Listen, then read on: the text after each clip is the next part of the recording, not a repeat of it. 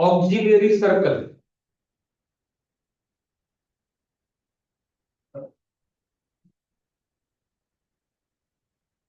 Topic का नाम है ऑक्सिलियरी सर्कल। बोलना शुरू कर रहा हूं। A circle drawn with the center, a circle drawn with the center C, a circle drawn with the center C, और ब्रैकेट में लिख ले same as the center of hyperbola.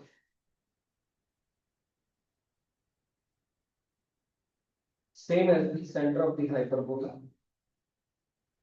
And a circle drawn with the center C, bracket में लिखेंगे same as the center of the hyperbola and transverse axis as the diameter and transverse axis as the diameter is auxiliary circle, is auxiliary circle, is auxiliary circle। और auxiliary circle की equation है ये रही, X square plus Y square equal to A square, X square plus Y square equal to A square. ये topic तो निकली आवाज आप लोगों ने पहले। ये वैसी ही बात कर रहा हूं मैं जो ऑक्सिलरी सर्कल एलिप्स में था, वहां पर भी सेंटर एलिप्स वाला था, मेजर एक्सिस डायमीटर बनती थी, यहाँ पर ट्रांसवर्स एक्सिस डायमीटर सेंटर बनी, कोई बदलाव नहीं। यहाँ वहां पर याद करें कोरिलेशन ऐसे करेंगे, ऑक्सिलरी सर्कल बनाते थे, एक्सेंट्रिक कोऑर्डिनेट्स आ जाते थे a cos theta, b sin theta, circle की बदौलत। वही काम यहां भी करेंगे। क्या करेंगे ध्यान से सुने। लेट अस से ये वो एक सर्कल है जिसका मैंने जिक्र किया, ये हाइपरबोला की एक ब्रांच आ गई, ये हाइपरबोला की दूसरी ब्रांच आ गई, ये सेंटर आ गया सर्कल और हाइपरबोला दोनों का 0 0। अब हमने क्या करा, यहां से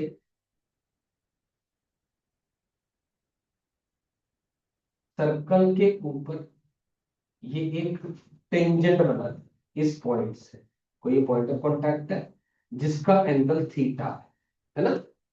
मैंने एक कोई भी एक कोऑर्डिनेट लिया, उसको क्यू माना, पहले की तरह वहां पे भी हमने एलिप्स में भी इसको क्यू पॉइंट माना था, हमने इस पॉइंट ऑफ कांटेक्ट को क्यू मान लिया। थीटा की वैल्यू क्लोज 0 से ओपन 2 पाई है, यानी ये एक पैरामीट्रिक एंगल किसका हुआ, सर्कल। पैरामीट्रिक किसका हुआ, सर्कल। लिख रहा हूं बाद में, this is the parametric angle of the circle. तो Q का कोऑर्डिनेट तो आप सब लोग जानते हैं, a cos theta a sin। Correct हो कि नहीं। यहां से जो टेंजेंट आई उसने इस एक्सिस पर, ट्रांसवर्स एक्सिस पर एक पॉइंट n पर काटा, उस n से एक परपेंडिकुलर बनाया गया टू दी ट्रांसवर्स एक्सिस, और वो जाकर के स्ट्राइक करता है P पॉइंट पर ऑन दी हाइपरबोला। समझ आई मेरी बात। यहां से टेंजेंट आई, परपेंडिकुलर बना, P पॉइंट पर स्ट्राइक किया ऑन हाइपरबोला, और जो P पॉइंट है उसका कोऑर्डिनेट निकल के आएगा a second theta b tan theta. कैसे आया ध्यान से सुने। ये हम जानते हैं n का भी जो कोऑर्डिनेट है x, ये वाला कोऑर्डिनेट a सेकंड थीटा 0 होगा। क्यों होगा, हमें मालूम है ये डिस्टेंस a है, ये a है, ये थीटा है। सिंपल प्लेन ज्योमेट्री ट्रिग्नोमेट्री से ये a सेकंड थीटा आ जाएगा। आया ना, जो n का x कोऑर्डिनेट है वही p का x कोऑर्डिनेट होगा। और क्योंकि हाइपरबोला की equation x square upon a square minus का y square by b square equal to 1 है, और x कोऑर्डिनेट को a सेकंड थीटा को यहां पुट करेंगे, सिंपलीफाई करेंगे तो y की वैल्यू निकल के आ जाती है p tan थीटा। तो यहां पर जो थीटा है it is called as the eccentric angle of the hyperbola, eccentric angle of the hyperbola है थीटा, उसकी बदौलत टी पॉइंट का जो कोऑर्डिनेट आता है, यानी आज के बाद जो आप कोऑर्डिनेट मानेंगे on the hyperbola that will be a secant theta comma b tan theta. ये इसके पीछे का लॉजिक है, प्रूफ है। समझ में आ गई बात? पक्का क्लियर है? फिर दोबारा वही बात दोहरा रहा हूं, डायरेक्टली कभी भी ऐसा नहीं करेंगे सर जी ये a secant theta b tan theta है तो इस सेंटर से p को ज्वाइन कर दिया, नो ऐसा नहीं है। ऐसा ही एलिप्स में पढ़ा था, ऐसा ही हाइपरबोला में। क्लियर होगी बात? लिख लिया।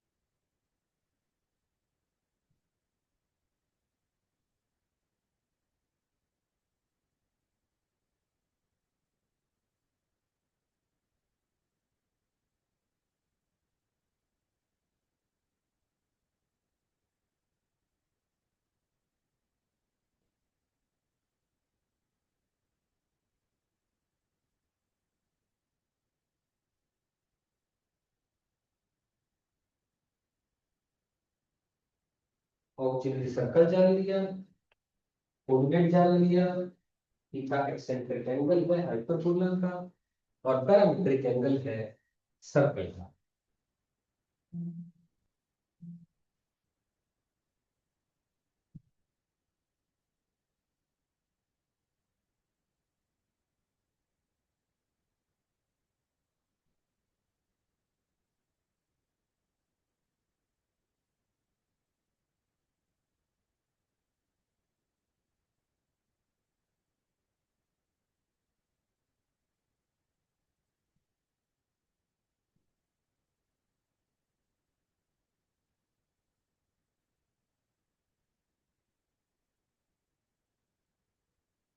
और इसके होगी बात अच्छे से।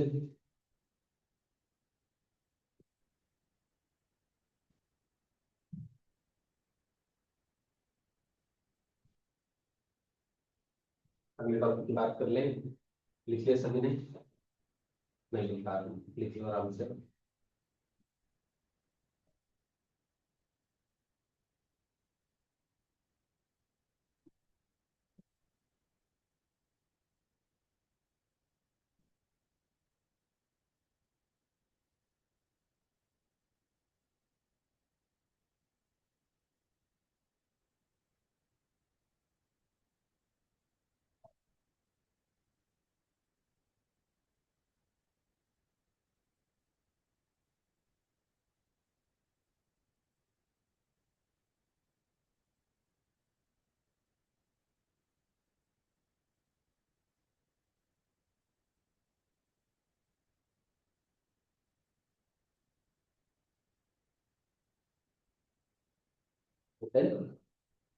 करेक्शन लिख लिया, चल रहे हैं आगे। अभी समझ में आ गया सबको? क्लियर पक्के से? चलो आगे, श्योर। टॉपिक का नाम लिखें, line and hyperbola. Line and hyperbola.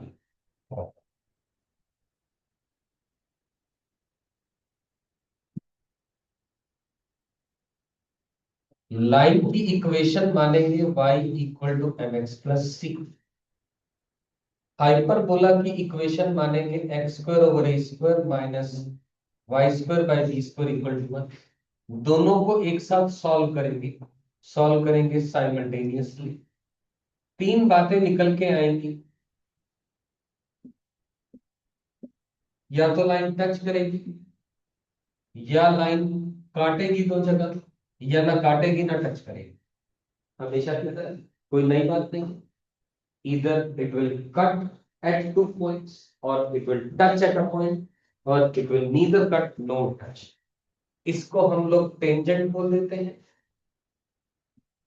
इसको हम लोग सीकेंट बोल देते हैं, और नीदर कटिंग नो टचिंग उसका कोई अलग से नाम नहीं है।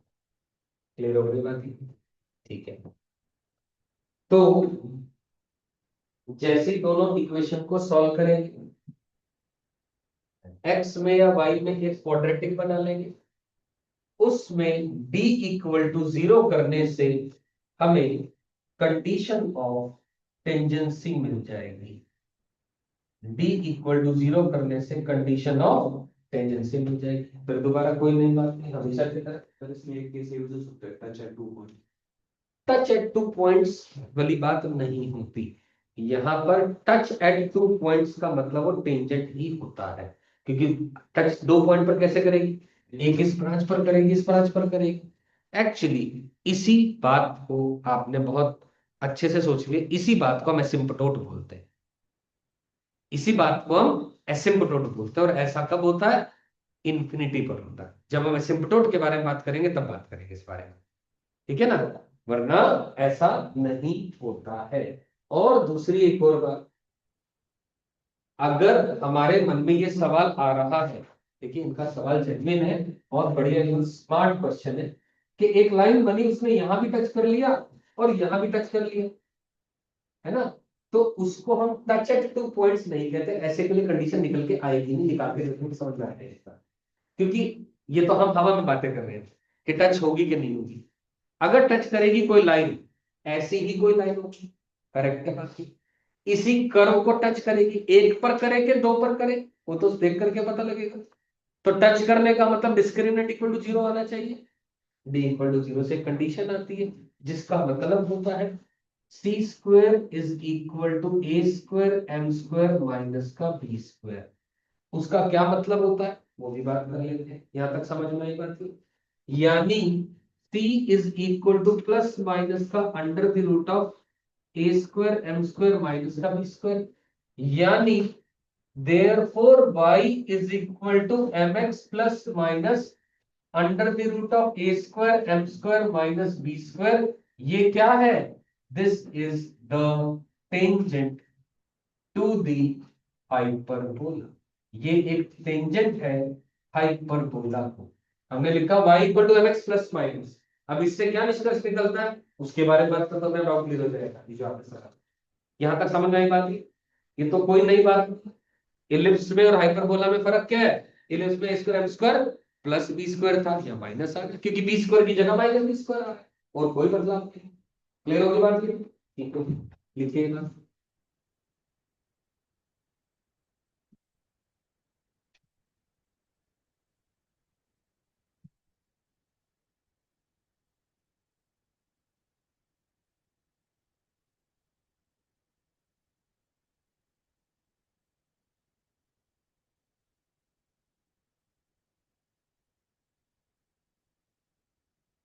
इतनी बात देखो, फिर अगली बात आते हैं। हमने एक टेंजेंट की कंडीशन निकाल ली। निकालने के बाद सी की जगह वैल्यू सब्स्टिट्यूट कर दी। सब्स्टिट्यूट करने के बाद हमारे पास टेंजेंट की इक्वेशन आ गई। y equal to mx plus minus under root A square M square minus B square आई।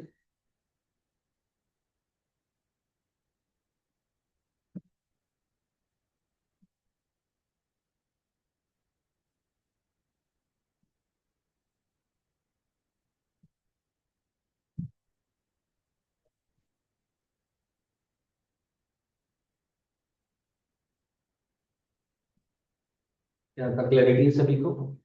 यह समझ में आ गया ना?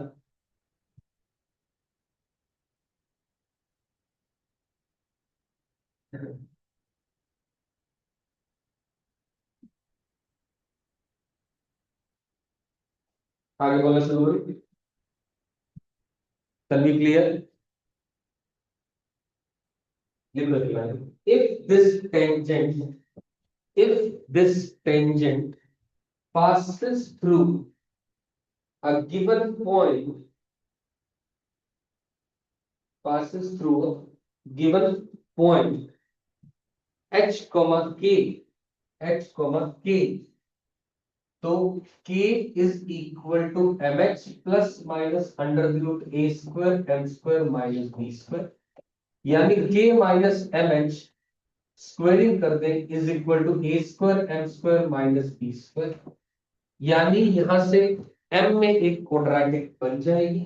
m में जो क्वाड्रेटिक बनेगी वो मैं लिख रहा हूं, फाइनली सॉल्व होकर आती है x square minus A square times m square minus 2kh into m plus k square plus B square equal to 0।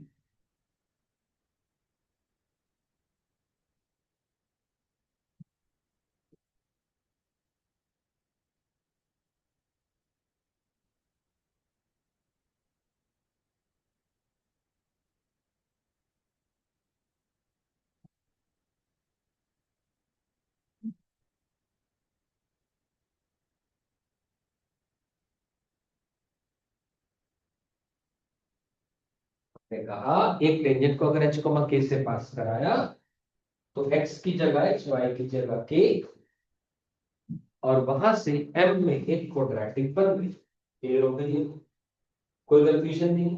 एक और बात आगे बढ़ने से पहले यहीं पर आते हैं, y equal to M X plus minus का मतलब क्या हो रहा है, m की एक वैल्यू के लिए, मान लीजिए मैंने m की वैल्यू कुछ भी 1 2 3 पॉजिटिव नेगेटिव व्हाटएवर है, मान लो मैंने 1 पुट कर दिया, तो आंसर आ रहा है y equal to X plus minus under root of A square minus B square. एक m के लिए दो आंसर आ रहे, प्लस माइनस, एक बार प्लस वाला केस और एक बार माइनस वाला। इसका क्या मतलब हुआ, इसका ये मतलब हुआ डायग्रामेटिकली, ये भी समझना जरूरी है।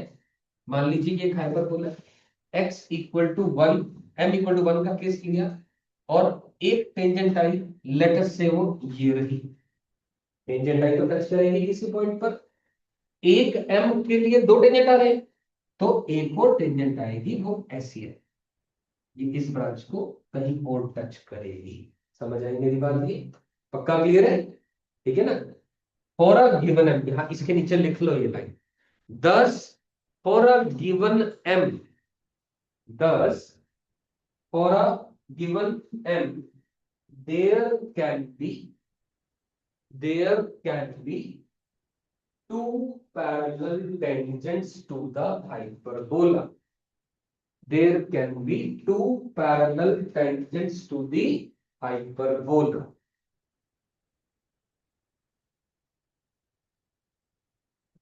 आई एम श्योर कॉन्फिडेंट इस बात में, समझ में आ गई बात। मैंने वर्ड इस्तेमाल करा, देखो अपने टेक्निकली बहुत साउंड होने की जरूरत है, और मुझे बढ़िया लगा इस तरीके की थॉट्स आ रहे हैं, तो टेक्निकल साउंड में मैंने भी एक शब्द सही इस्तेमाल कराया था। मैंने वर्ड लिखा है कैन बी, मैंने नहीं लिखा है there will be. Can be क्यों लिखा है, कौन बताएगा इस बात का जवाब, क्यों कैन बी लिखा है, देयर विल बी क्यों नहीं लिखा है, कौन बताएगा इस बात का जवाब। जिसने जवाब दे दिया आज मेरी तरफ से उसको एक चॉकलेट मिल जाएगी बढ़िया वाली, गारंटी। इतना बढ़िया क्वेश्चन पूछा मैंने क्यों कैन बी लिखाया, why not there will be मैंने श्योर क्यों नहीं लिखा। मजा आ जाएगा मुझे इसका जवाब दे दिया, मैं सोच लूंगा, मान लूंगा ये वो बच्चा है जो एक स्टेप अहेड सोचता है। कोई भी कोई बात करना। नहीं वो बात नहीं, क्यों, एक के लिए क्या पता वो एग्जिस्ट करेगा। क्यों एग्जिस्ट नहीं करेगी, कारण, कारण you are very close to the answer. Hyperbola को वो टच करते, बट अगर वो थोड़ा सा और सटीक आंसर नहीं है, मैं जो सुनना चाह रहा हूँ नो, सोच के देखो, बहुत बढ़िया, बड़ा प्यारा सा आंसर है, तुम्हें पढ़ा हुआ है तुमने, मैं बोलूंगा तुम्हें एकदम समझ में आएगी बात। चॉकलेट का चांस खत्म, शुरू करो, बोलो आने, नहीं मैं बोलना शुरू करूं? ऐसा इसलिए एक वैलिड एम होना चाहिए तभी पॉसिबिलिटी। वैलिड एम कब होगा, एलिप्स के केस में हमेशा एम कोई भी रियल नंबर है, अपनी कॉपी खोल के देखना, मैंने वहां लिखा है m belongs to any real number, लेकिन यहाँ नहीं हो सकता, क्योंकि यहाँ पर a square m square minus B square किसके अंदर है, वो क्या होना चाहिए अंदर में चीज, बात खत्म है, ये कारण, इसीलिए मैंने कैन भी लिखा है। अगर a square M square minus B square less than 0 आ गया तो टेंजेंट बनेगी नहीं, एक नहीं बनेगी तो दूसरी भी नहीं बनेगी, बात ही खत्म होगी, तो इसीलिए कैन भी वर्ड लिखा है, ये कारण है। एलिप्स में ऐसा हमेशा होगा, क्योंकि वहां पर क्या है, अंडर रूट ए square M square plus B square, m कुछ भी पुट करो अंडर रूट के अंदर में गारंटी पॉजिटिव आएगा, वहां हमेशा ऐसा होगा। कितना प्यारा क्वेश्चन है ये अपने आप में, ये क्वेश्चन भी जो मैंने अभी थॉट बताई ना आपसे, ये there can be two tangents to the hyperbola, there will be two tangents to the hyperbola, there can be two tangents to the ellipse, there will be two tangents to the ellipse, multiple correct बन गया, which of the following statement is correct, मुझे केवल ये condition नहीं है ऊपर, following the condition of tangency the tangent drawn to a curve which of the following statement is oblique are true, बन गया क्वेश्चन, कितना प्यारा क्वेश्चन है। और ये मैं आपको पढ़ाते पढ़ाते मेरे अभी क्वेश्चन दिमाग में है, और आप कोई सी किताब ढूंढ लेना, आपको ये क्वेश्चन नहीं मिलेगा कहीं, ये मेरा श्योर बात है, मैंने इतने क्वेश्चन देखे आज तक, मुझे कहीं नहीं मिला है क्वेश्चन, बहुत अच्छा क्वेश्चन है ये, बहुत सटीक क्वेश्चन है, डोमेन शब्द का सही इस्तेमाल, ठीक है ना, डोमेन ही तो होती है, अंडर रूट के अंदर में कोई चीज पॉजिटिव आ रही है या इक्वल टू 0 आ रही है, वो डोमेन ही तो होती है, और क्या है, ठीक है, चलिए लेट्स बी बैक अगेन, ठीक है ना, tangent to the hyperbola clear होगी बात की। चलिए अब आ गए यहाँ पर क्लियर हो गई बात, वो अलग चीज थी, ये अलग चीज है, अब ये अलग चीज है, अब देखो जरा, अब यहां पर m में क्या बन गई, क्वाड्रेटिक, इसका मतलब m की कितनी वैल्यू पॉसिबल, दो, सही है क्या, ये लिखो और एक लाइन लिखो, लिखो, ये इक्वेशन लिखने के बाद एक बड़ी इंटरेस्टिंग लाइन आ गई, फिर दोबारा लिख ली बस, इंग्लिश समझ नहीं आता, बोलना शुरू करो, thus there can be a maximum of two tangents, thus there can be a maximum of two tangents from a given point to the hyperbola. Thus, there can be a maximum of two tangents to there can be a maximum of two tangents to the hyperbola from a given point.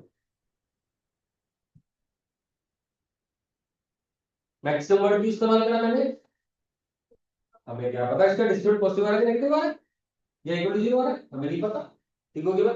अब इसमें पर एक और बात है, तुम्हारे उसी question में एक और क्वेश्चन आया निकल के, क्या कितना प्यारा प्यारा थॉट आया यहाँ पर, ये हाइपरबोला है, अब एक पॉइंट ये रहा h के मान लीजिए, ठीक है ना, इस पॉइंट से एक टेंजेंट यहाँ, एक टेंजेंट यहाँ, ये पॉसिबल है, हाँ पॉसिबल है, या एक टेंजेंट यहाँ, दूसरी टेंजेंट भी इसी ब्रांच को, दोनों टेंजेंट एक ब्रांच को, एक टेंजेंट एक को एक दूसरे को, ये दोनों बातें संभव है, 100% सही, समझ आई मेरी बात, ये हमने ये वाले चैप्टर में ये थॉट केवल इसीलिए आ रही है क्योंकि ये इकलौता कॉनिक है जिसकी दो ब्रांचेस होती है, और कोई कॉनिक नहीं जिसकी दो ब्रांचेस होती है, उन सबकी एक एक ही ब्रांच होती है, कॉन्टिन्यूएशन में रहती है सारी की सारी ब्रांच, तो हमने दो ब्रांचेस को दो अलग कर्व की तरह डील नहीं करना है, they are one curve all together,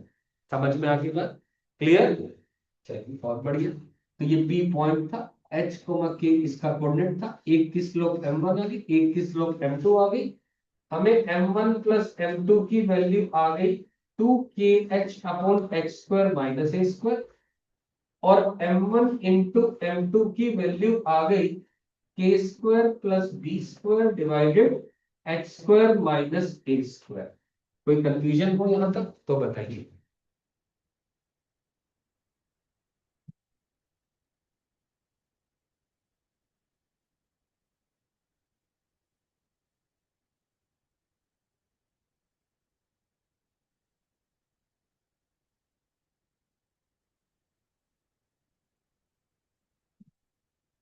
Are we done?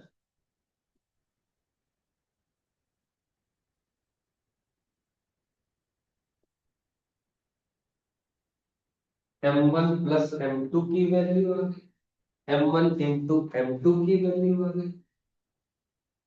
फिर दोबारा वही पुरानी बात है, अगर m1 इंटू m2 क्या आ जाएगी, -1, यानी यानी कंडीशन निकाल लेंगे, a square plus B square divided x square minus A square equal to -1, यानी k square plus B square is equal to A square minus x square, यानी x square plus k square is equal to A square minus B square.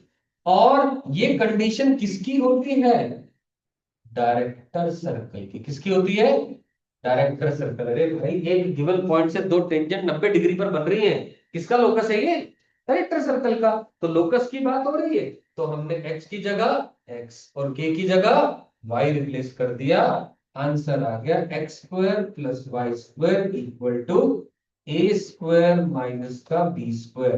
This is the equation of the director circle of the hyperbola.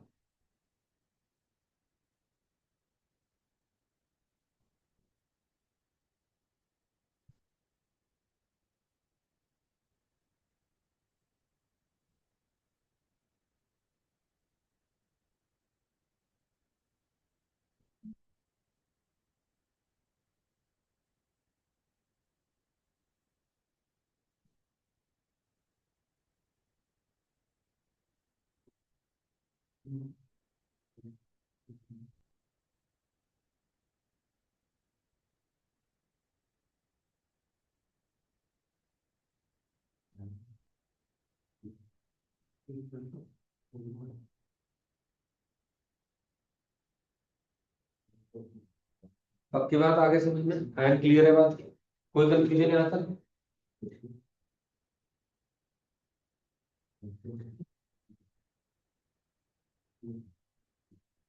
निश्चित समझ आ गई यहाँ तक बात, sure. Backlog जो मिले थे वो लेक्चर्स को क्लियर कर लिए, पढ़ लिए, समझ आ गए। बोला शुरू करूं आगे।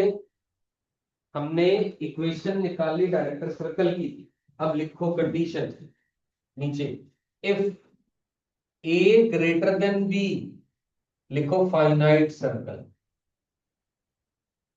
ए इक्वल टू बी, लिखो पॉइंट सर्कल,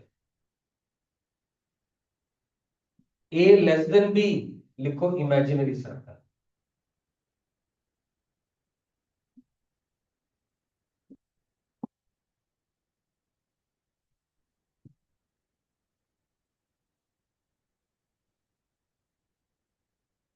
ए बी से बड़ा, ए बी से इक्वल, ए बी से छोटा, तीनों केस की हमने बातें कर ली।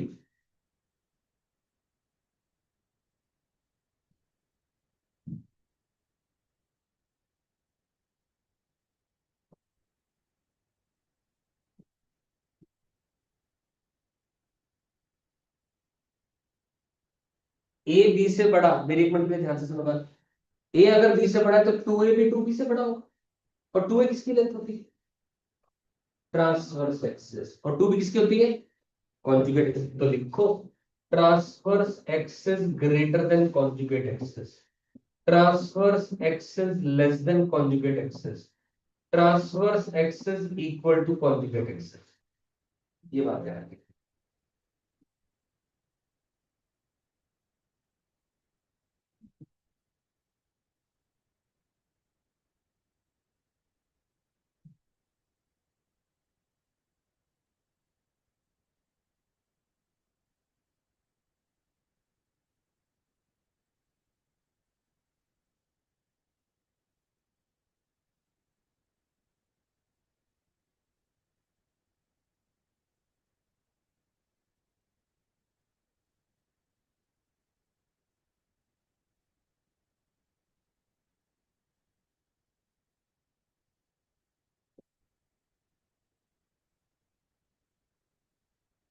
ये डन, कोई कंफ्यूजन नहीं इसमें, 100%।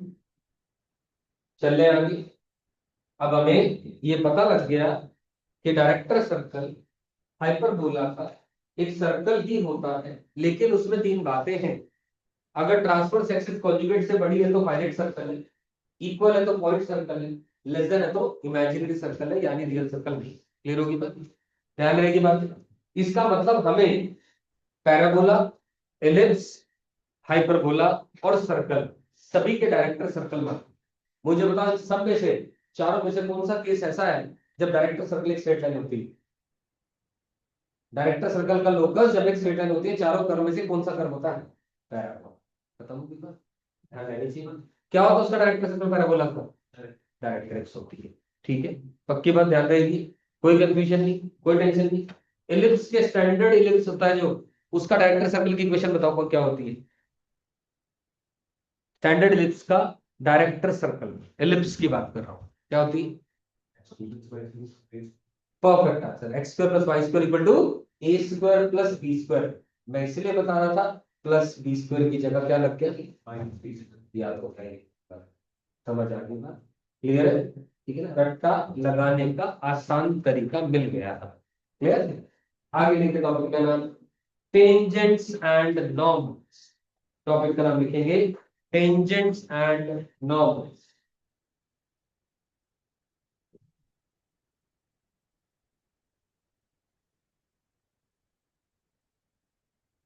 और एक चीज ध्यान रखिएगा, मान लो कल को ऐसा आ जाए, एक गिवन पॉइंट से दो टेंजेंट बन रही है हाइपरबोला को, और उस पॉइंट का लोकस निकालना है पी पॉइंट का, तो आपको मालूम है अगर ये क्वेश्चन ने गिवन है लेटेस्ट से इन दोनों के बीच में एंगल बीटा दे रखा है, दो टेंजेंट्स के बीच में क्या दे रखा है? Angle beta. आपने वही फॉर्मूला लगा देना है, दो लाइंस के बीच में tan beta is equal to modulus of m1 minus m2 whole upon 1 plus m1 m2, squaring करो दोनों तरफ, m1 माइनस m2 का होल स्क्वायर कैसे निकलेगा? m1 plus m2 whole square minus 4m1 m2, वहां से वैल्यू होगी, m1 m2 की वैल्यू ऑलरेडी पता है, बीटा अगर क्वेश्चन में गिवन है वहां से आपका आंसर आ जाएगा। मैं कहना चाह रहा हूं चाहे लोकस का सवाल है, चाहे एंगल इज गिवन या angle is to be found, दो टेंजेंट के बीच के एंगल का जिक्र किया गया, किसी भी तरीके का सवाल ये इस्तेमाल करें। समझ आ गई ना? ना केवल हाइपरबोला में, एलिप्स में भी, पैराबोला में भी, सर्कल में, सब जगह, हर जगह सेम टाइप का सवाल। क्लियर होगी बात, पक्का? चलते हैं अगली बात पर। हमने टॉपिक का नाम लिखा tangents and normals to the hyperbola. सबसे पहले लिखेंगे कार्टेशियन टेंजेंट, सबसे पहले लिखेंगे कार्टेशियन टेंजेंट। कार्टेशियन टेंजेंट की बात क्या कर रहा हूं मैं, लिखो जरा, tangent at a point P, tangent at a point P, P का कोऑर्डिनेट है x1, y1, P का कोऑर्डिनेट है x1, y1, lying on the hyperbola, lying on the hyperbola is given by P equal to 0। P equal to 0 का मतलब है x1 upon a square minus y1 divided b square equal to 1। Standard भाई, x square की जगह x1, y square की जगह y1, that's it. Clear है?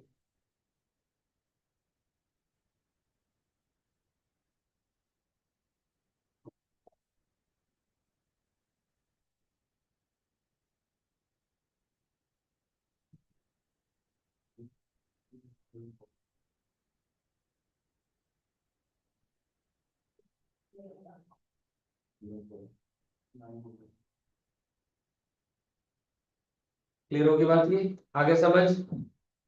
अगर ये बात तभी वैलिड है अंडर द कंडीशन कि p point lies on the hyperbola, t equal to 0, x square की जगह x1, y स्क्वायर की जगह y1। ये थी कार्टेशियन टेंजेंट, लिख लिया ये?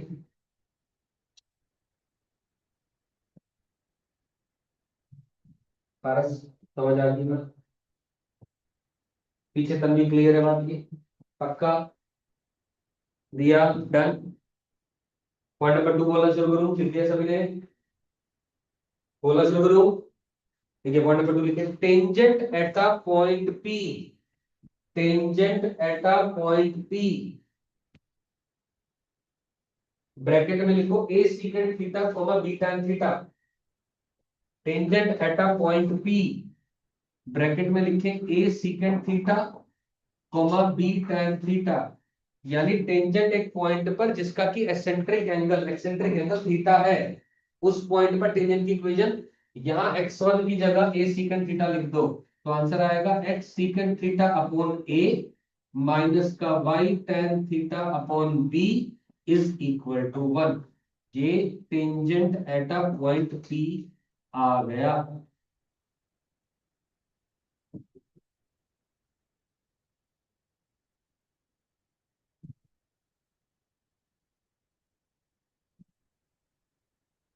पहला था कार्टेशियन फॉर्म, दूसरा था tangent at a eccentric angle at a point eccentric angle of theta, clear होगी बात भी। तीसरा पॉइंट स्लोप फॉर्म लिखो, स्लोप फॉर्म, ये ऑलरेडी आप पढ़ चुके हो। अभी क्या थी equation, y equal to M X plus minus root A square M square minus B square, ये लिख लो, ये ऑलरेडी लिख चुके हैं आप लोग।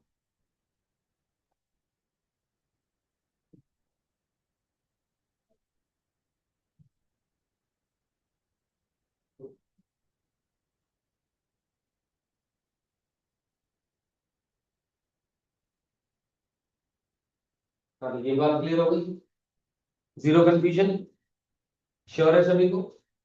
अब क्योंकि अपने को पता है ये भी टेंजेंट है और ये भी टेंजेंट है, दोनों को क्या कर सकते हैं, कंपेयर कर सकते हैं, दोनों आइडेंटिकल है, दोनों को आइडेंटिकल है, कंपेयर करेंगे तो x1 और y1 की वैल्यू एलिप्स में भी निकाली थी, यहां भी निकाल लेंगे, तो लिखो जरा, कंपेयर करके जो P पॉइंट है वो कोऑर्डिनेट आएगा plus minus A square M upon under the root of A square M square minus B square comma plus minus B square upon under the root of A square M square minus B square. अब एक चीज बस मुझे यहां बतानी है, पहले लिखो इसको फिर बता रहा हूं।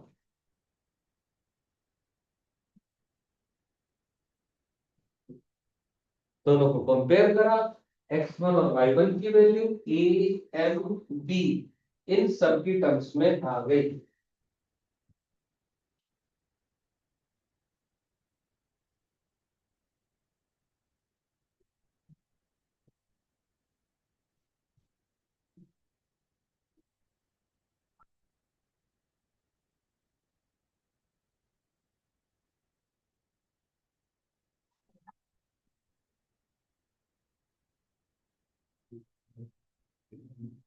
क्लियर, देखिए अब जो एलिप्स में हमने पॉइंट ऑफ कांटेक्ट निकाला था, मैंने भव्य को कहा था वो प्लस का माइनस माइनस प्लस करा दिया था आप लोग क्लास में। पॉइंट ऑफ कांटेक्ट निकालो इलिप्स का, जो लिखाया था पॉइंट ऑफ कांटेक्ट निकालो इलिप्स का, टेंजेंट की जहां कंडीशन लिखाई है, मैंने एक छोटी सी करेक्शन कराई थी, मैंने भव्य को प्रॉपर्ली डिराइव करके दिया था, उसने नहीं बताया, बताया तुम लोगों को बताया, नहीं बताया, मैं बता रहा हूँ, निकालो उसको, पॉइंट ऑफ कांटेक्ट निकाला हुआ वहां पर, वहां प्लस माइनस यहां है, यहां माइनस प्लस कर लो उसको, यहां प्लस है तो यहां माइनस है, यहां माइनस है तो प्लस है, एलिप्स के केस में कह रहा हूं मैं, हाइपरबोला में नहीं कह रहा, हाइपरबोला में जो लिखा है बिल्कुल करेक्ट लिखा है। एलिप्स में टेंजेंट वाला टॉपिक जहां कराया था वो निकालिए, पॉइंट ऑफ कॉन्टैक्ट को निकालने की बात करी होगी, सेम फॉर्मूला है, वहां पर बी स्क्वायर यहाँ प्लस आ रहा है बस खाली, मिल गया। वहां पर क्या आएगा चेंज, मैं बता दे रहा हूं, यहां प्लस माइनस है, यहां भी प्लस माइनस लिखा हुआ है, यहां माइनस प्लस आएगा, एलिप्स की बात कर रहा हूं, यानी इधर प्लस तो इधर माइनस, इधर माइनस तो इधर प्लस, लेकिन हाइपरबोला में इधर भी प्लस इधर भी प्लस इधर भी माइनस इधर भी माइनस, क्लियर होगी बात। फर्क क्या है फॉर्मूले में, केवल B square plus B square की जगह यहाँ माइनस बी स्क्वायर, और कोई बदलाव नहीं है, formula remains the same answer part, clear होगी बात। और नहीं मिला अभी तक, इसको ढूंढवा दे यार, इसकी तो कॉपी पेंडोरास बॉक्स है, ढूंढो तो कुछ और मिल रहा है। अरे ये तो अरे वाह,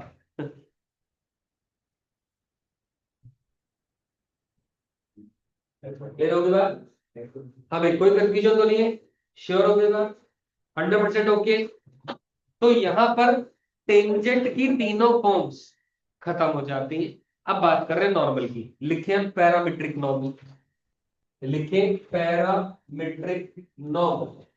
नॉर्मल की पहली टाइप पैरामीट्रिक नॉर्मल।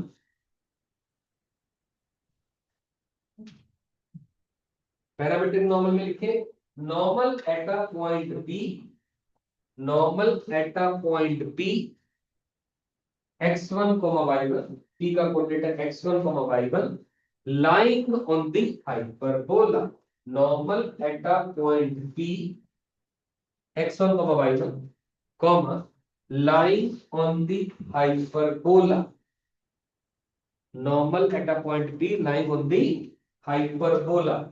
लिख ली बात यहाँ तक? वो कौन है नॉर्मल? ये टेंजेंट थी, इसके जो परपेंडिकुलर लाइन आई ये नॉर्मल कहलाती है, ये नॉर्मल कहलाती है।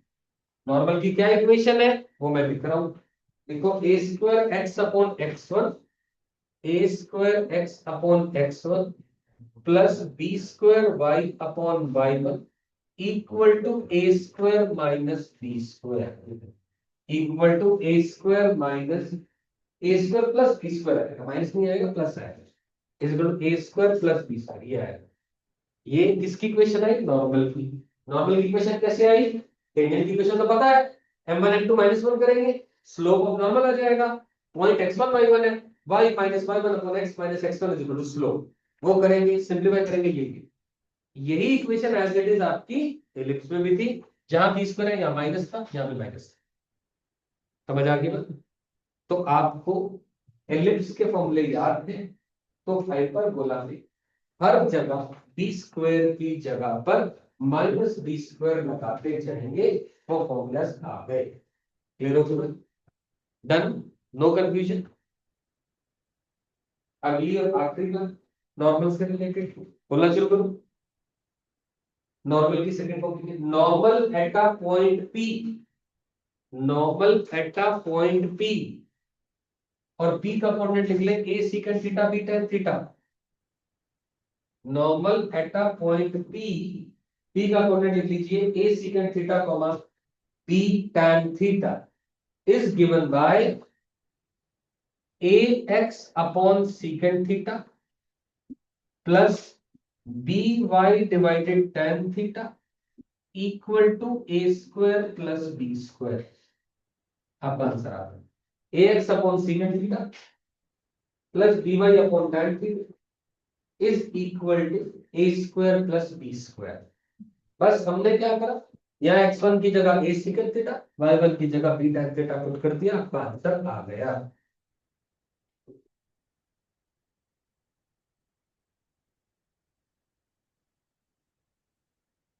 इस बात में कोई कंफ्यूजन? पक्की बात, कोई कंफ्यूजन नहीं? क्लियर होगी बात? टेंजेंट और नॉर्मल की बात खत्म। टॉपिक का नाम लिखो, code of a hyperbola. Topic का नाम लिखे, कोड ऑफ अ हाइपरबोला।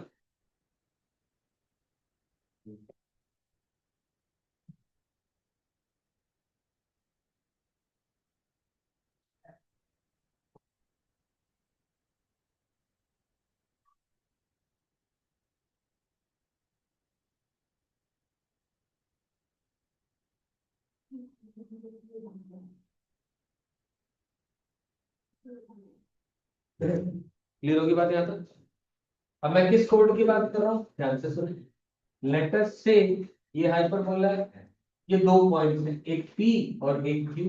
इसका कोऑर्डिनेट अल्फा, इसका कोऑर्डिनेट बीटा, मतलब एक्सेंट्रिक एंगल। P का एक्सेंट्रिक एंगल अल्फा, Q का एक्सेंट्रिक एंगल बीटा, ठीक है ना?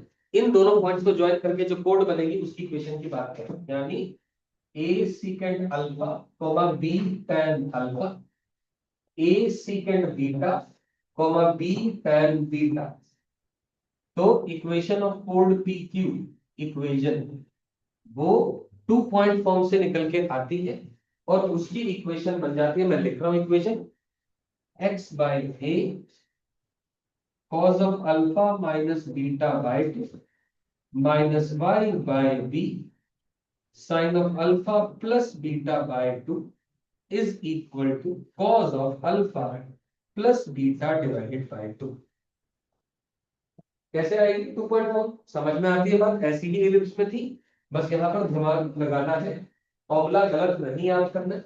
यहाँ एंगल में माइनस आता है, यहाँ और यहाँ प्लस करना है, ये याद करनी पड़ेगी, कोई और ऑप्शन नहीं है। Has to be memorized। ठीक है ना?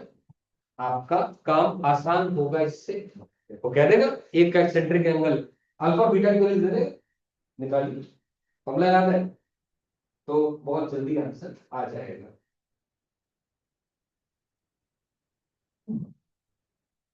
एलिप्स के अंदर में हर जगह पे प्लस था, यहाँ पर पहले एंगल में एक्स के साथ वाले में माइनस है, आगे प्लस प्लस।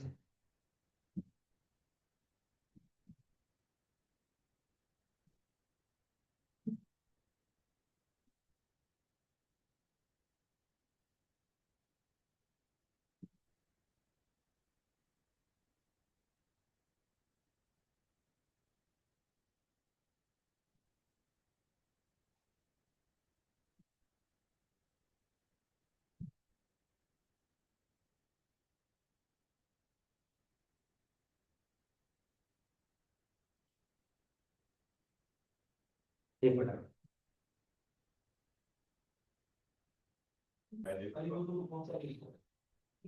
इसमें कोई कंफ्यूजन नहीं है?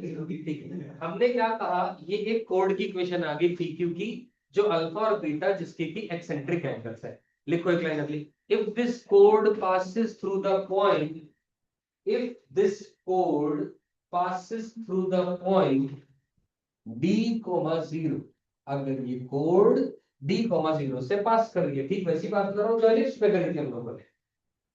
कैसे पास करेगी? ये पी क्यू कोड आगे एक्सटेंड कर दिया हमने, डी को मतलब से पास करा दी, ठीक है।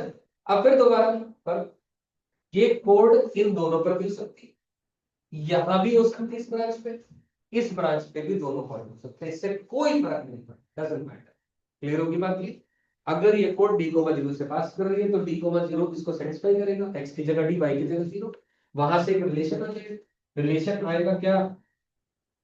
D by A, D by A cos of alpha minus beta divided 2 is equal to cos of alpha plus beta by 2। याद करो वहां भी कॉम्पोनेंट और डिविडेंडो लगाया, वही कॉम्पोनेंट और डिविडेंडो लगाने के बाद अप्लाई करेंगे कॉम्पोनेंट और डिविडेंडो, हमारे पास रिलेशन आ जाता है tan alpha by 2 into tan of beta by 2 is equal to a minus d divided by a plus d। ये एक रिलेशन आ गया, tan alpha by 2 into tan beta by 2 equals to a minus d divided by a plus d।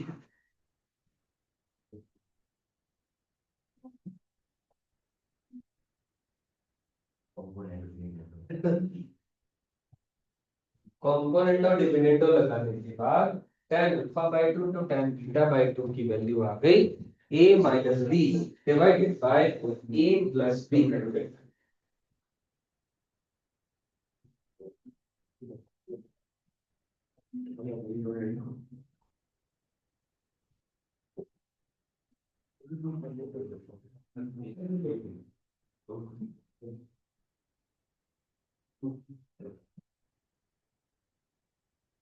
अब बेटा ना होगी बात नहीं, आगे लिखे नीचे line, if d is equal to a e, if d is equal to a e, अगर d ए ई के बराबर हो जाए, यानी जो पी क्यू कोड है वो एक फोकल कोड बन जाए, तो इसकी वैल्यू क्या निकल के आ जाएगी?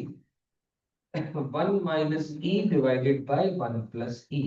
ये आप रिलेशन याद रखेंगे, 1 minus e divided 1 plus e, tan alpha by 2 to tan beta by 2 की वैल्यू आ जाएगी।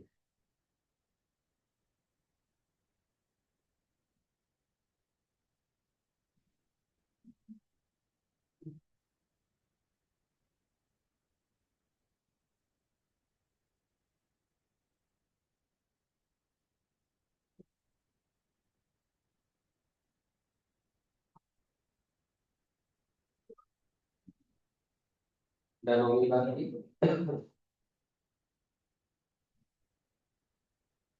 अब एक बड़ी इंटरेस्टिंग बात करूंगा यहाँ तक आ गया समझ में?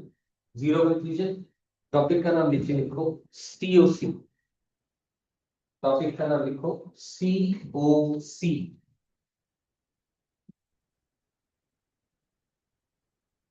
हम लोग जानते हैं सीओसी क्या होती है। एक गिवन पॉइंट से एक गिवन पॉइंट आर है, उसका कोऑर्डिनेट x1 y1 से, उससे दो टेंजेंट बनी, उन पॉइंट ऑफ कांटेक्ट को ज्वाइन किया, तो ये लाइन सीओसी कहलाती है। ये लाइन सीओसी कहलाती है। अब मुझे बताओ सीओसी की इक्वेशन क्या होती है। P equal to zero. P equal to zero यानी x x1 upon A square minus y y one upon B square equal to 1 होती है, क्योंकि जो R पॉइंट है वो आउट से एलिप्स पर नहीं लाइक कर रहा, ऑन द एलिप्स नहीं है। ऑन द होता तो टेंजेंट होती। क्लियर होगी बात।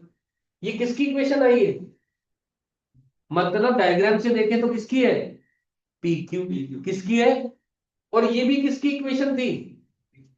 तो क्या मैं बोल सकता हूं these two equations are identical, हाँ या ना, बोला जा सकता है। ये दोनों इक्वेशन क्या है, आइडेंटिकल, तो दोनों को कंपेयर कर सकते हैं। वहां से x1 y1 की वैल्यू अननोन कौन है, x1 y2 अल्फा बीटा के टर्म्स में आ जाएगा। क्या आएगा वो मैं लिख, मेरी बात समझ में आ गई। कंपेयर करने के बाद therefore x1 is equal to a times cos of alpha minus beta by 2 divided cos of alpha plus beta divided by 2. y1 is equal to b times of sin of alpha plus beta by 2 divided by cos of alpha plus beta divided by 2। ये लिखिए x1 और y1। ये अगर आपको याद रहेगा ना कि बहुत बड़े बड़े क्वेश्चन बहुत आसानी से बिल्कुल with in a minute time में हो जाएगी। आपको वैल्यू तो कुछ करनी है, इंपॉर्टेंट है रिजल्ट्स परफेक्टली करेक्ट मैनर में याद रहने जरूरी है।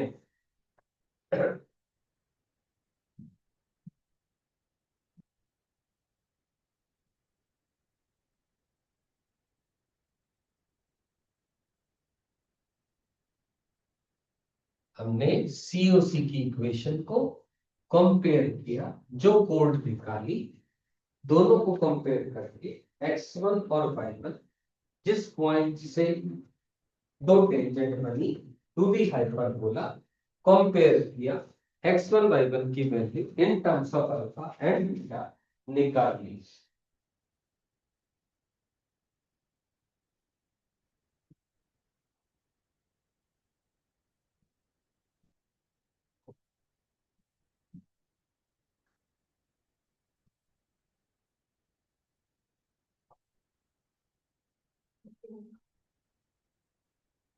आवेदन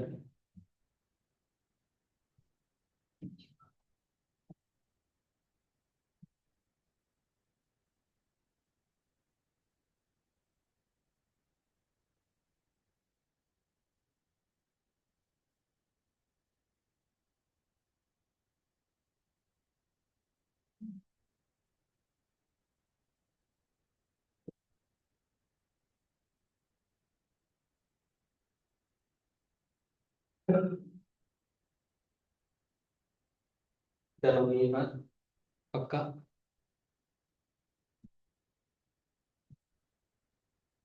वहां क्या था फॉर्मूला, एलिप्स में मुझे इसका फॉर्मूला ध्यान नहीं है मोस्ट प्रोबेबली, पर ये अलग है फॉर्मूला रिलेटिव टू वहां पर। यहाँ पर माइनस प्लस प्लस का चक्कर है, वहां शायद हर जगह प्लस का चक्कर है, और वहां शायद if I'm not wrong, यहाँ पर x by cos of alpha plus beta by 2 plus y by b sin of alpha plus beta by 2 is equal to cos of alpha plus beta by 2 है क्या वहां भी, मुझे ध्यान नहीं है पूरा। एनीवेज वो फॉर्मूला अलग है, ये अलग है, x1 y1 की वैल्यू दोनों जगह डिफरेंट आएगी, तो ये याद रख लेंगे। क्लियर होगी बात ये, डन, अंडरस्टूड। आगे लिखें इसी लाइन में जो ये टॉपिक चल रहा है, इसी में इक्वेशन ऑफ ऐसे लिख दें, equation of the pair of tangents, equation of the pair of tangents that is P R and Q are.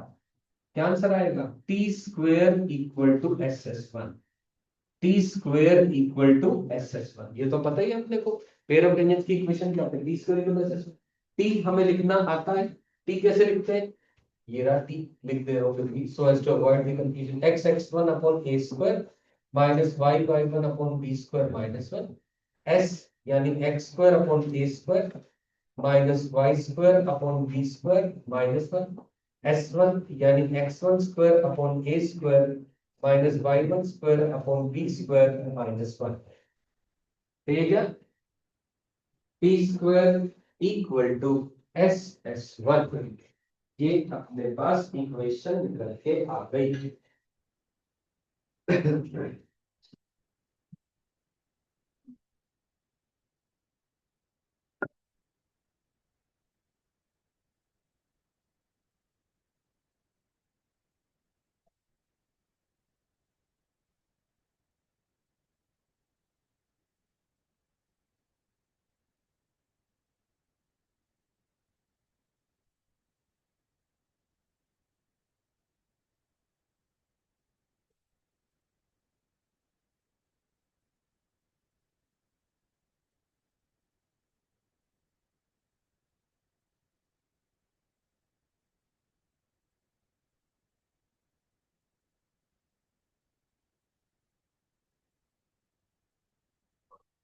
Return होगी बात में,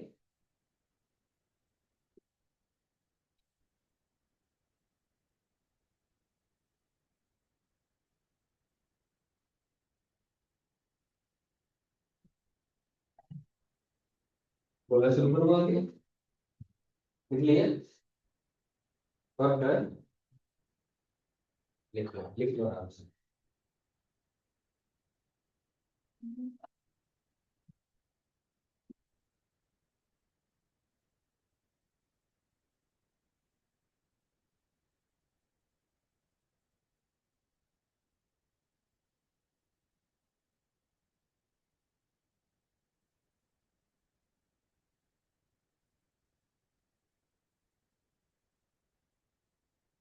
ठीक है क्या?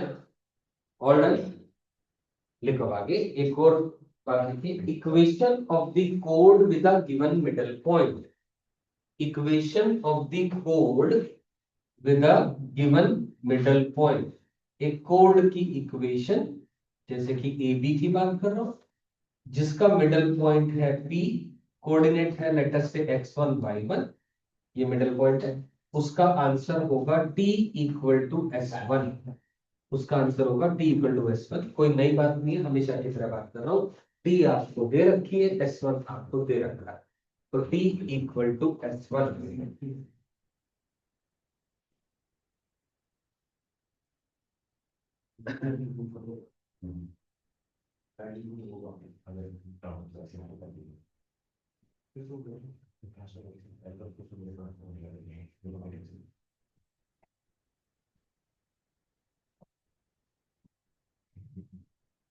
हाँ बेटा, हो गई बात, कोई कंफ्यूजन नहीं इसमें?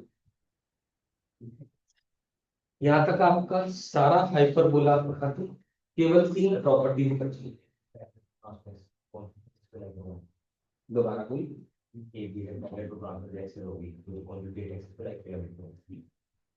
तब तो कॉन्जुगेट लाइक है, कॉन्जुगेट करना है क्योंकि सिमेट्रिक है ना दोनों की दोनों, बिल्कुल सही। उसके लिए कंडीशन वो थी कि वहां पर alpha is equal to beta, वो जो एडमिन थी कौन सी वाली कंडीशन हो जाएगी? कोऑर्डिनेट थी अल्फा इज इक्वल नहीं, अल्फा बीटा तो बराबर होगा, इसका एक्सेंट्रिक एंगल अलग है, इस पॉइंट का अलग है। एक्सेंट्रिक एंगल पैरेलल होगी तब भी अलग होगा, एंगल तो अलग अलग होगा, एंगल अलग अलग होगी, उससे क्या फर्क पड़ रहा है? पैरेलल तो हो ही सकती है ना, it is nothing to do with angle, because the line is striking at two different points, every point will have a different angle because every point is corresponding to the point lying in the circle। Her circle के corresponding एक different point तो आएगा निकल करके, उसका angle की value लगाएगी। Clear होगी बात?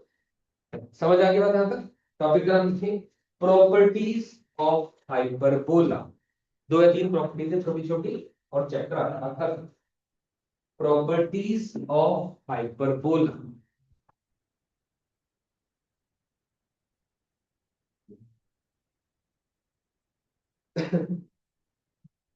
पहला पॉइंट लिखिए, locus of the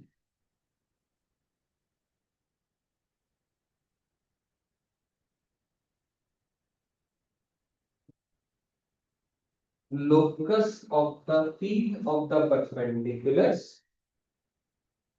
locus of the feet of the perpendiculars drawn from the focus of the hyperbola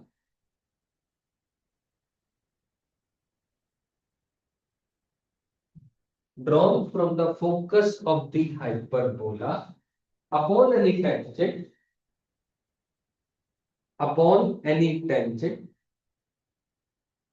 is its auxiliary circle, is its auxiliary circle, and product of the feet of and product product of the feet of these perpendiculars, product of the feet of these perpendiculars is b square, is equal to b square, that is semi conjugate axis का whole square. Product of the feet of these perpendiculars is equal to b square, that is semi conjugate axis का whole square, semi conjugate axis का whole square. ये वही बात है, कोई नई बात नहीं करी मैंने, आपने एलिप्स में पढ़ा हुआ है, वहां भी लोकस ऑक्सिलरी सर्कल था, प्रोडक्ट परपेंडिकुलर्स के प्रोडक्ट की वैल्यू वहां भी बी स्क्वायर थी, बस और सेमी माइनर एक्सिस का होल स्क्वायर था। करेक्ट होगी बात, ये कोई बदलाव नहीं है, टेंशन फ्री मामला। अभी अच्छी क्लियर होगी बात, ये everybody is clear of this part, Paras done, sure, चलो आगे, आने क्लियर होगी बात। ये पॉइंट नंबर 2 लिखिए, the portion of the tangent, property number 2, the portion of the tangent between the point of contact, between the point of contact and the directrix, between the point of contact and the directrix subtends a right angle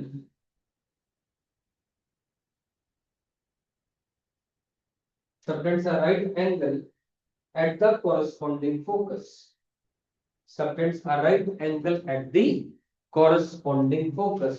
ये भी exactly exactly वही बात है जो वहां पड़ी थी, फिर भी डायग्राम बनाना चाहते हैं बना लीजिए। ये रहा हाइपरबोला है ना, और ये रही उसकी डायरेक्ट्रिक्स, हमने कोई एक वेरिएबल टेंजेंट बना ली, लेट अस से ये पी पॉइंट है, उसने डायरेक्ट्रिक्स पर आकर के क्यू पॉइंट स्ट्राइक करा, ये रहा कहीं ना कहीं फोकस f1 AE, 0, हम कह रहे हैं ये पॉइंट और ये पॉइंट मिलकर के ये हमेशा 90 डिग्री का एंगल बनेगा।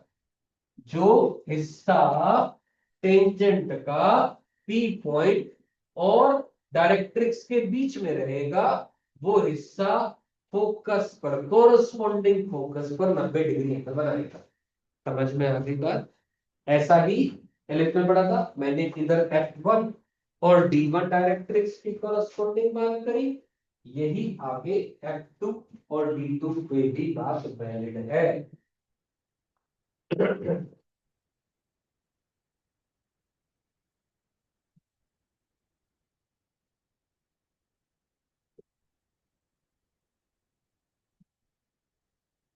ये डायग्राम बना लीजिए।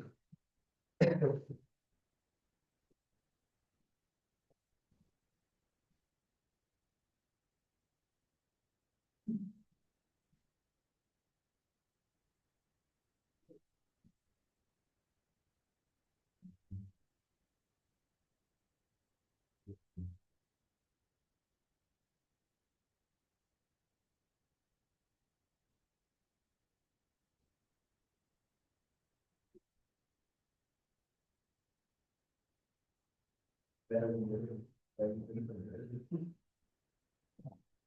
डन, यहां तक समझ आ गया।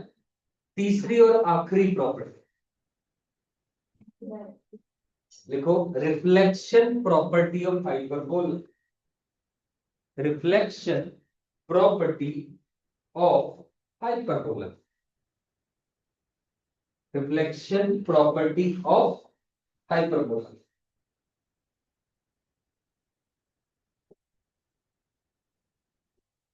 बोलना शुरू करो नीचे, बोलो, देखिए, एन इनकमिंग लाइट रे, एन इनकमिंग लाइट रे aimed towards one focus,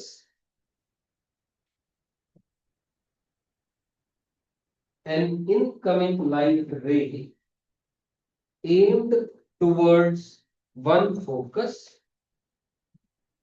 is reflected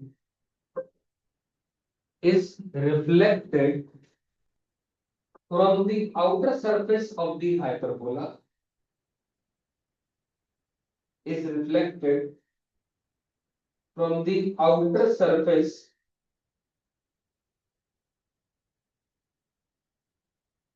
of the hyperbola, is reflected from the outer surface of the hyperbola towards the other focus.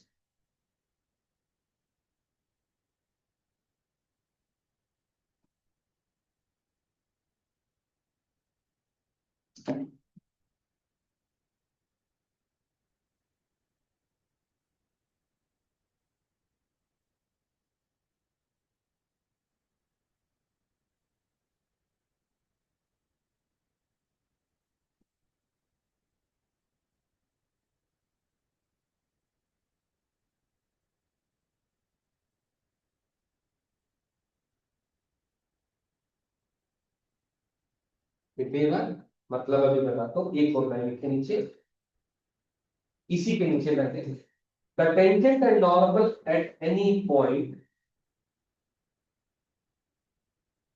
The tangent and normal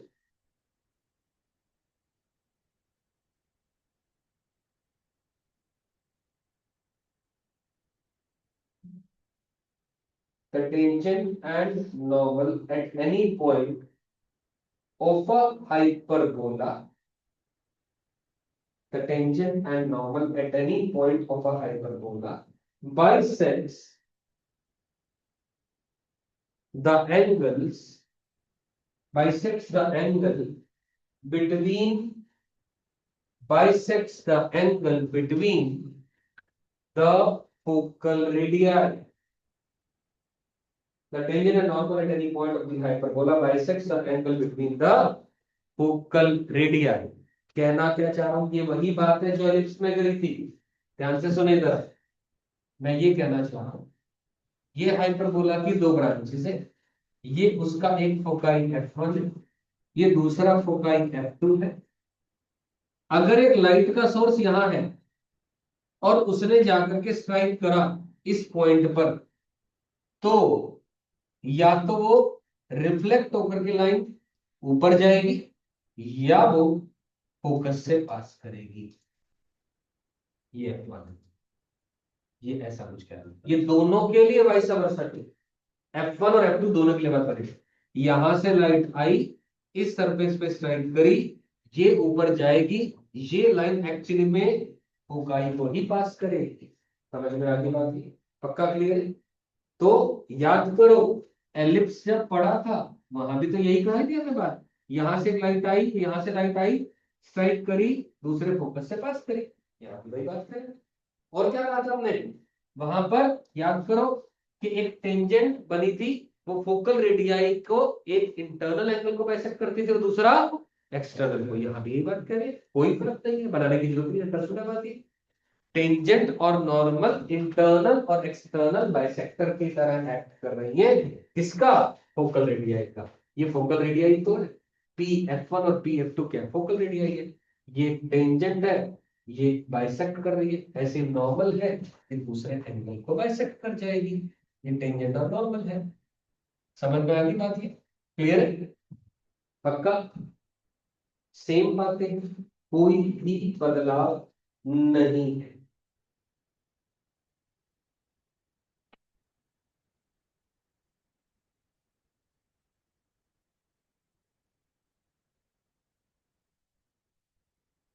अब यहाँ पर कोई tension?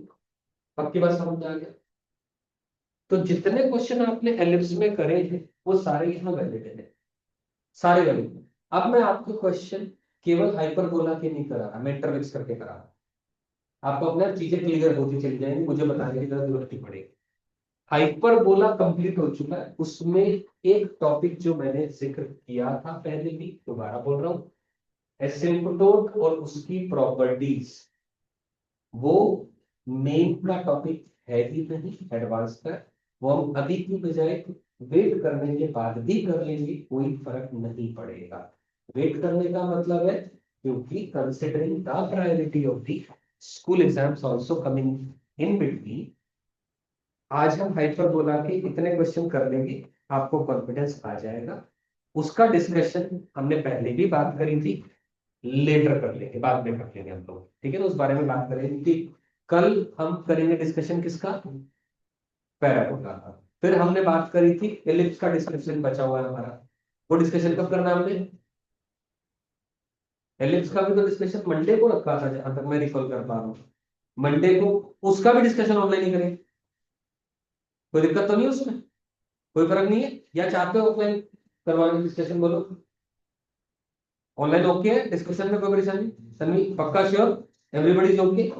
तो एक Saturday को parabola का discussion, Monday को हमारा एलिप्स का डिस्कशन।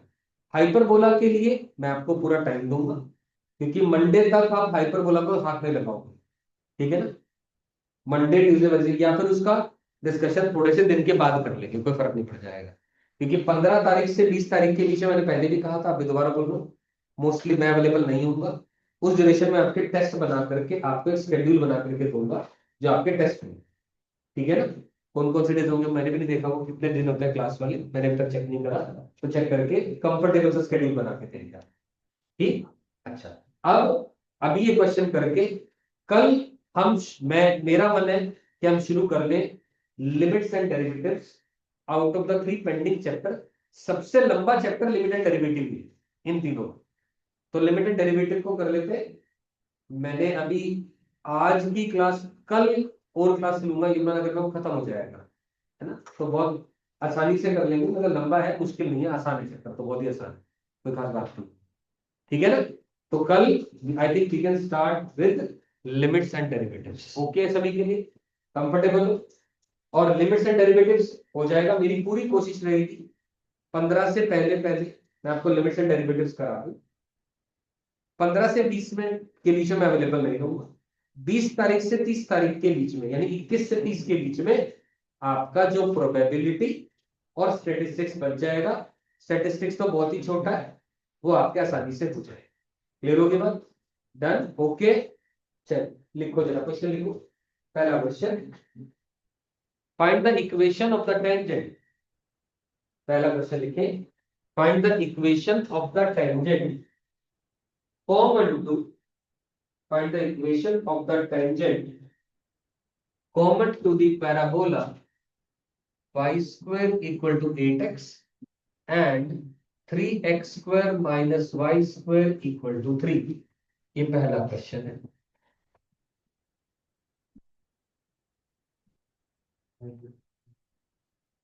ये पहला क्वेश्चन है। दूसरा क्वेश्चन लिखिए, find the equation of the tangent, find the equation of the tangent to the hyperbola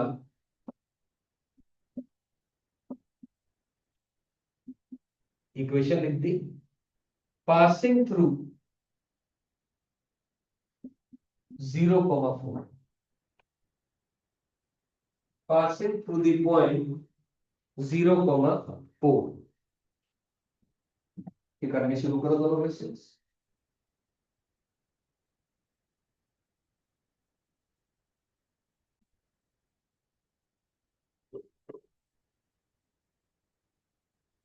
question है हाइपरबोला को टेंजेंट की इक्वेशन बतानी है जो 0,4 से पास कर रहा है।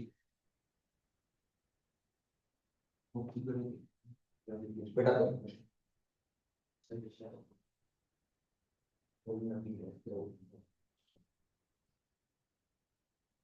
कैसे करोगे इस क्वेश्चन को? बहुत आसान है दोबारा।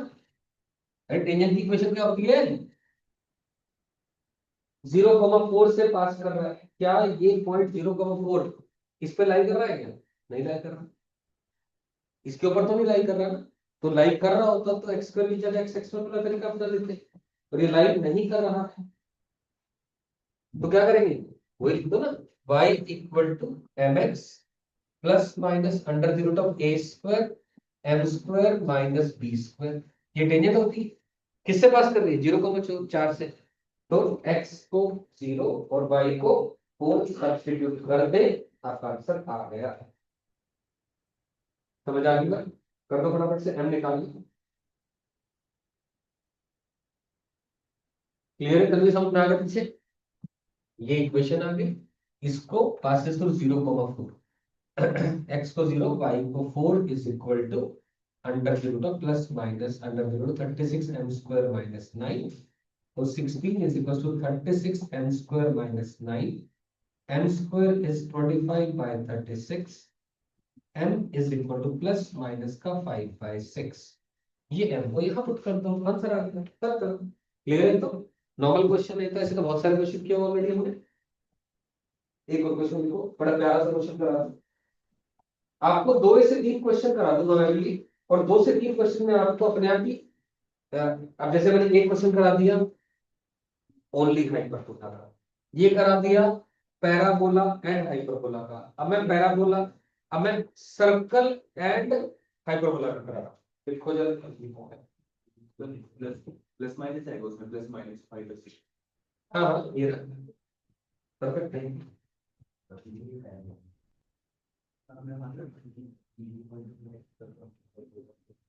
अब डन, चलने आगे।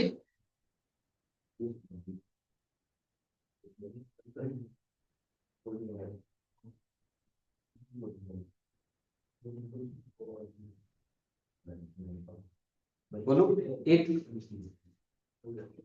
क्वेश्चन लिखवा रहा हूं, लिखो जरा।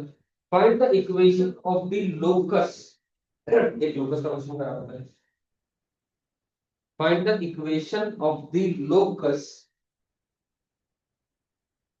Of the middle point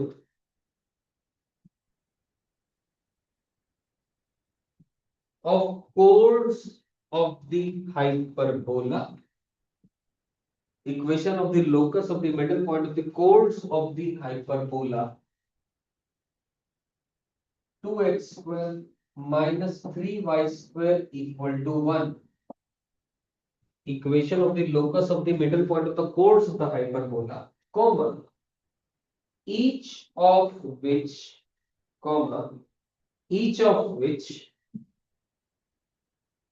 makes an angle, each of which makes an angle of 45 degree with the x-axis, each of which makes an angle of 45 degree with the x-axis. दोबारा बोल रहा हूँ, find the equation of the locus of the middle point of the chords of this hyperbola. Hyperbola लिखा है equation, each of which makes an angle of 45 degree with the x-axis. Question का मतलब समझ आ रहा है? लोकस ये किसका locus? ये मिडल पॉइंट का। किसके मिडल पॉइंट का? कोड के। अब एक ऐसी कोड जिसका कि मिडल पॉइंट की बात हो रही है, उसकी इक्वेशन क्या होती है? t equal to s1। लिखो पहले फटाफट से,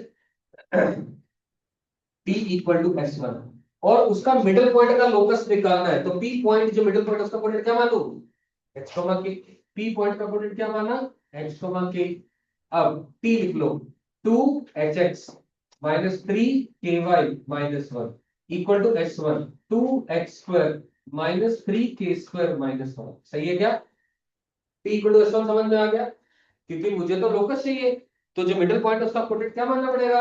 h, k मानना पड़ेगा। क्लियर हो गया? अब क्वेश्चन में क्या कहा? उस कोड ने क्या करा? एंगल बनाया। कितना? 45 डिग्री। यानी उसकी स्लोप कितनी आ रही है? खत्म होगी बात। क्लियर है? यानी slope of this chord is equal to tan 45 degree which is equal to 1. अब इसकी स्लोप निकाल लो। स्लोप क्या है, इक्वेशन क्या है, दोबारा लिखो, 2hx minus 3ky equal to 2x square minus 3k square। इसकी स्लोप क्या आ गई, minus times coefficient of x divided by coefficient of y, put it equal to क्या, 1, ये और ये कट गया, तो बस 2h equal to 3k, h की जगह x, k की जगह y, आंसर आ गया 2x is equal to 3y। ये आपका फाइनल आंसर आ गया, लोकस आ गया। सिंपल, क्लियर होगी बात, कोई कंफ्यूजन इस बात में? सिंपल, हमने लोकस की बात करी उस कोड ने जिसका की मिडल पॉइंट गिवन था, उस कोड ने 45 डिग्री यानी 45 डिग्री का एंगल बनाया with the X axis, as a result उसकी स्लोप को हमने इक्वल टू 1 लिख दिया। समझ में आ गई बात, पक्का क्लियर? आंसर आ गया 2x इक्वल टू 3।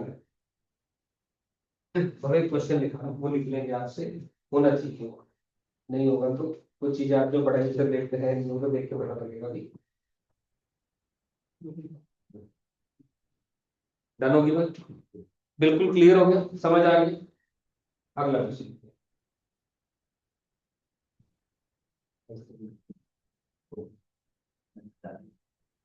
अब सर्कल और हाइपरबोला का मिक्सअप, ठीक है,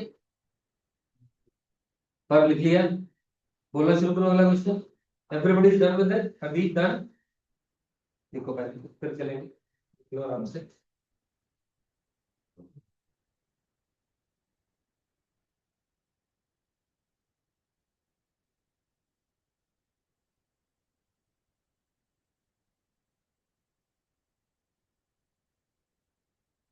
अभी डन, बोला शुरू करो, क्वेश्चन लिखिए, from points on the circle, from points on the circle, circle की इक्वेशन है X square plus Y square equal to A square, from points on the circle, comma tangents are drawn from points on the circle,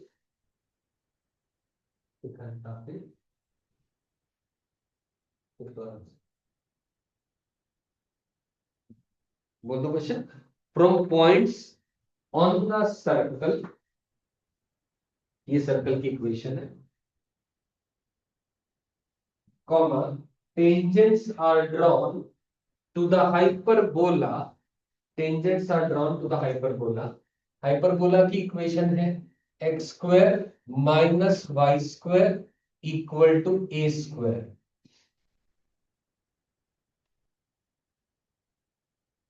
tangents are drawn to the hyperbola, comma prove that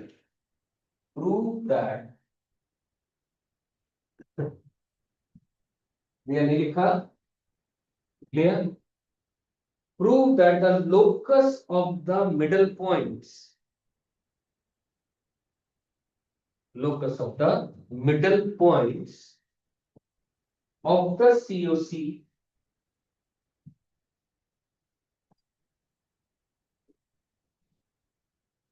locus of the middle points of the COC is the curve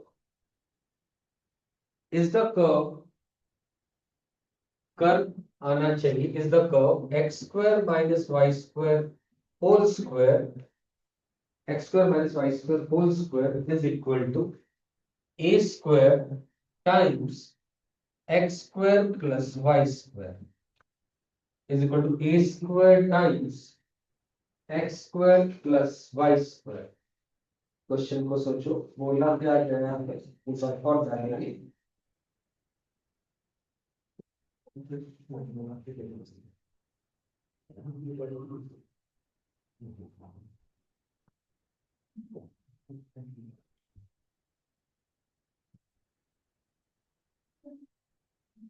क्या कहा गया है, ये कौन है? Circle. Circle के ऊपर एक पॉइंट से क्या बनी? दो टेंजेंट बनी। किसके ऊपर बनी? हाइपरबोला के ऊपर बनी। आगे क्या बोला गया है? उन टेंजेंट्स को locus of the middle point of COC is discovered. मतलब ऐसा कुछ। देखो जरा ध्यान से, ये एक सर्कल है, ये एक हाइपरबोला है, कोई एक पॉइंट से लेटर से एक टेंजेंट ये रही, एक टेंजेंट ये रही। सर्कल के ऊपर भी पॉइंट से दो टेंजेंट बनी।